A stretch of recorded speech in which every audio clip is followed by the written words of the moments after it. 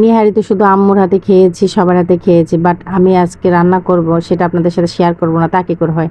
তো এই যে পাটা সব কেটে টেটে নিয়ে আসছে, আমি শুধু প্রেসার কুকারে দিয়েছি। এখানে পেঁয়াজ, রসুন, আদা, ধনে, জিরা, গরম মশলা, তেজপাতা, লবণ, হলুদ সব কিছু আমি একেবারে একসাথে দিয়ে দিয়েছি। এবার এটাকে ভালো করে কচলে কচলে মাখিয়ে একটু বেশি বেশি পানি দিয়ে আমি এটাকে প্রায় 35টা শীষ দিয়েছি। 10টা করে সিটি দিয়ে বন্ধ করে দিয়েছি। কিছুক্ষণ ঠান্ডা হওয়ার পরে আবার নেড়েচেড়ে আবার এরকম 10টা দিয়েছি।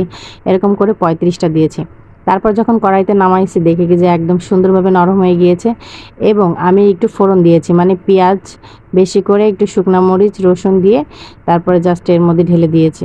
বাস এই দেখেন, মাশাআল্লাহ আমার নেহারিটা কিন্তু অসাধারণ হয়েছিল, খেতেও খুব মজা হয়েছিল। আর কাঁচা মরিচের পরিমাণটা বেশি দিয়েছি, যার কারণে হচ্ছে একটু ইয়েলো কালার আসছে, লাল লাল হয়নি, কারণ শুকনো মরিচের গুঁড়োটা খুব কম দিয়েছিলাম। তো কেমন হলো অবশ্যই জানাবেন। আল্লাহ হাফেজ।